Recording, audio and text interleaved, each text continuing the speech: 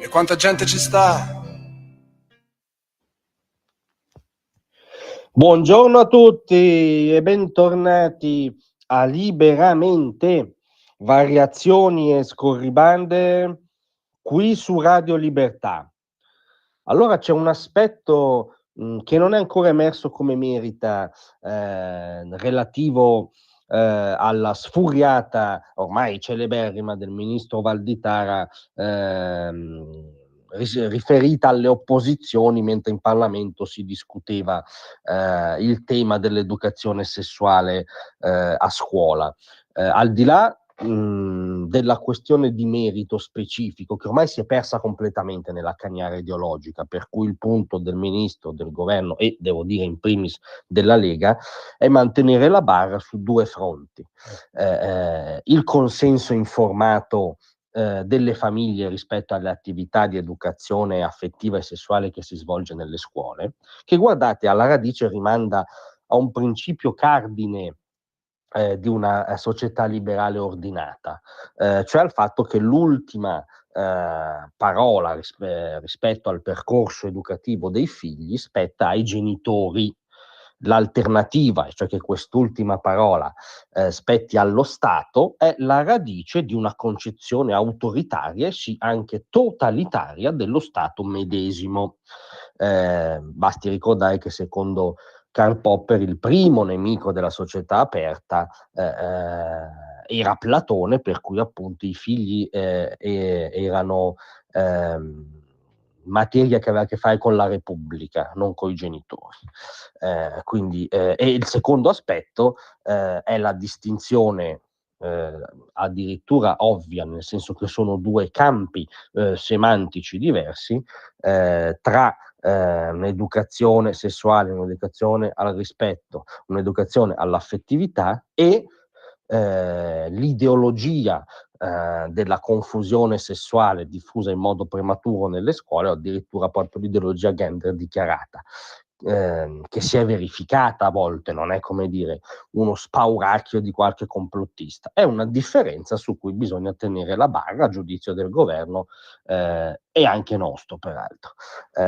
Questi sono i due aspetti di merito di fondo che la polemica ideologica voleva rimuovere, ma noi andiamo addirittura oltre, nel senso che al di là della polemica specifica, al di là dei toni, a cosa si è ribellato ieri il ministro Valditara? Su cosa ha sollevato il velo dell'ipocrisia? Sul metodo ormai reiterato, sulla prassi sistematica del mainstream di sinistra, anche del mainstream politico di sinistra, di costruire una fake news, appiccicarla all'avversario, realizzare una caricatura dell'avversario comoda per la propria narrazione e diffonderla come verità, anche godendo, come dire, di buona stampa, si diceva ai vecchi tempi, via. Sì, perché rileggiamo un attimo le parole che sono rimbalzate di più ieri di Valditara. Noi abbiamo previsto per la prima volta, non lo avete fatto voi, ad educare alle relazioni, ad educare rispetto verso la donna e più in generale educare all'empatia relazionale affettiva. Sono tutte linee guida che hanno caratterizzato questi anni di Ministero dell'Istruzione.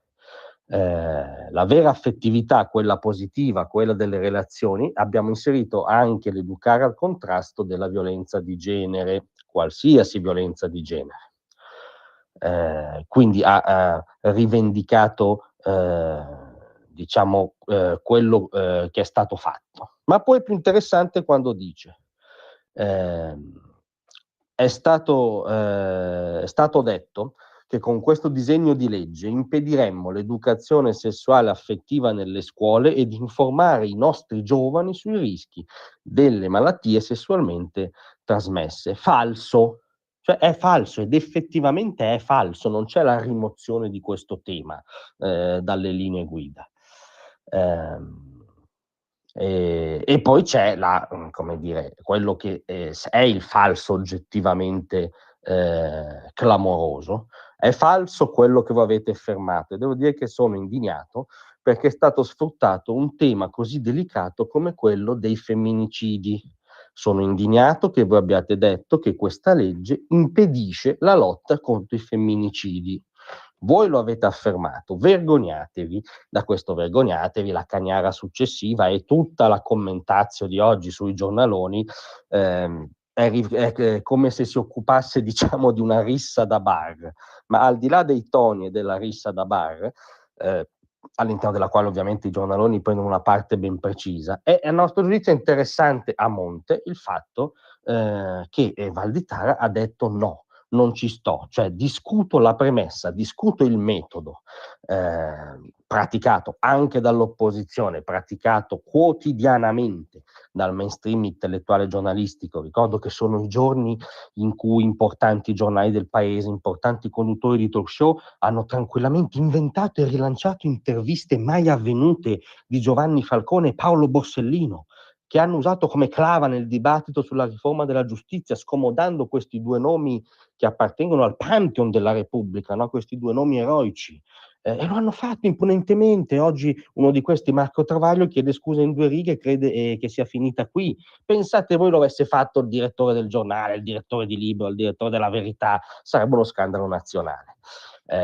Sul piano globale sono i giorni dello scandalo BBC, che ha taroccato un discorso di Trump e che è riuscita a invertire però il discorso, oggi fa la vittima di Trump, ma è un andazzo sistematico, quello di fare la caricatura dell'avversario che è sempre rozzo, sempre fascista, sempre intollerante, sempre razzista, che non vuole l'educazione sessuale a scuola, che addirittura rimuove il gigantesco tema della lotta ai femminicidi o il tema delle malattie sessuali trasmissibili. No, tutto falso, dice Valditara. Noi introduciamo solo il consenso informato e la distinzione tra educazione e propaganda gender. Una posizione politica legittima, a nostro giudizio giusta addirittura, di banale buonsenso, ma al di là di questo una posizione politica legittima. Invece brandire come una clava, in questo caso il tema tragico dei femminicidi, è un'operazione di disonestà intellettuale. È a questa ideologia, a questa pratica delle fake news che il ministro Valditara si è ribellato anzitutto, e fin ben al di là del merito della questione è una ribellione sana